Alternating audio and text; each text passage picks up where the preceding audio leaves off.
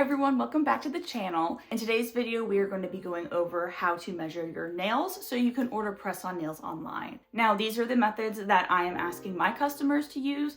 Most nail artists will use this. It's a pretty universal method for measuring your nails, but just make sure that whatever nail artist you're ordering from, you're checking their website to make sure that this is the method that they are asking for. We'll be going over two methods today. Both is going to give you the same exact results, but it just depends on what products you have around the house. The first and easiest method is just using a soft measuring tape. You can get these from any craft stores, any supermarkets, online. They're relatively easy to find and pretty cheap. It's also really handy to have these on hand if you order clothes offline, if you craft. Having a soft measuring tape is a pretty good item to have in your house.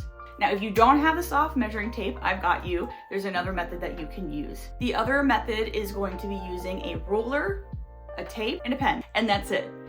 I'm going to be using washi tape for my tape, but you can use Scotch tape.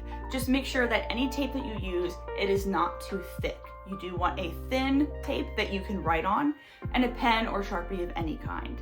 And again, a ruler. For today's video, I'm going to be using my measuring tape for a ruler, but it's the same thing. They measure the exact same way. Now, for both methods, we are going to be needing a pen and paper just so we can keep track of our nail sizes and we don't have to redo this process all over again in the future. No matter what method you're using, we want to make sure that we do not have any acrylic, press-on, or gel extensions on right now.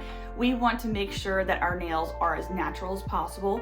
So if you have a thin layer of nail polish, that's totally fine. But if you have acrylics or maybe a gel extension, you're going to want to make sure that those are removed before you start measuring. And the reason being that those products are going to give you a larger measurement than what your actual nail beds are going to be. So keep them clean, keep them minimal. Right now, I just have a gel base coat on. It's not thick at all. I just use it as a protective layer. I don't have gel polish on. So once you have your materials and once your nails are all clean and clear, we can get into measuring. So this is how I set up my page in order to take notes of all of my nail measurements.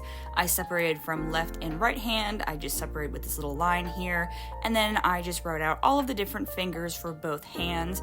And I made these columns for each little finger, each on my right and my left, and then I also made rows, the width and length. And we are going to be taking our measurements in millimeters. And just as a reminder, 1 centimeter equals 10 millimeters. And here in this little diagram, this can show you what the length and width is in the nail. So length being top to bottom, width is side to side.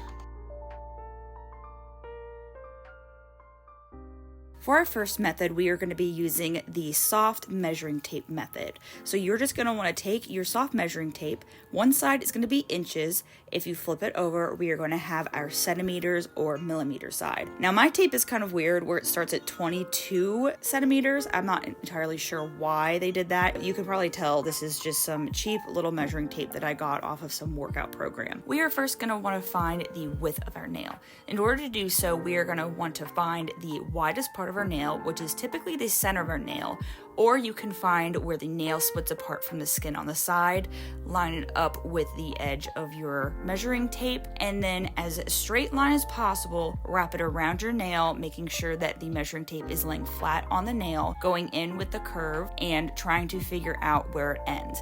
Again, we are going from sidewall to sidewall. We are looking for where the nail disconnects from the skin. Once I have that measurement, I am going to go ahead and record that in my thumb column and width row on my padded paper. Next, we are going to go ahead and measure the length of the nail. This is going to be where the cuticle meets the free edge of the nail. Now, this can differ depending on how long you want your natural nails to be while wearing the press-ons. I always recommend to cut it down as short as possible, so I'm going to be measuring where my free edge starts on my nail. So I'm just going to line up my measuring tape, and then I'm going to record it where that pink part stops at the top there. The purpose of measuring the length of your nail is to ensure that the press-on is going to cover your whole nail. It's not going to be too short, leaving a gap at the top. It's also going to give you a good idea of how long you would like your press-on to be, short, medium, or long. And again, just recording it on our padded paper. For our second method, we are going to start off with our tape. Again, I'm using washi tape. It is easy to use and easy to write on. So you're just going to take a piece that you know is longer than the width of your nail and tear it off. and we are going to line it up just like we did with our measuring tape, making sure that it is covering our whole nail, that it is straight across, and that it is completely laying flat on the nail.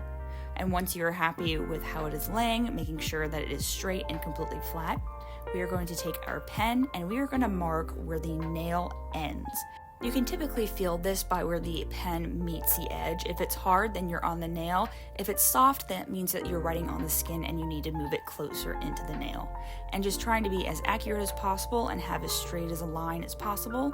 And then once you're done with that, you are going to just pull it apart and you're going to take your ruler. Again, I'm going to be using my measuring tape because I frankly do not have a hard ruler at my house, which is a little sad, I know. And we're just going to line it up with our centimeter/millimeter side. And as you can tell, this gives you the same exact measurement that we got with the soft tape method. It is 15 millimeters. And we're going to repeat the same exact thing for finding the length of the nail, just taking your washi tape and laying it on the center of the nail, pressing it down firmly and making sure that it is straight. And I'm going to be making a mark right at the top of my nail and then right where the pink ends at the free edge of my nail. We are then going to line up our lines on the ruler, and as you can tell, it is the same measurement we got with the soft tape method. I'm going to repeat both methods on my pointer finger, this time starting with the tape method.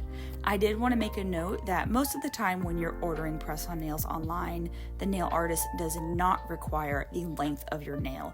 However, I do think that it is important to make note of how long your nails are.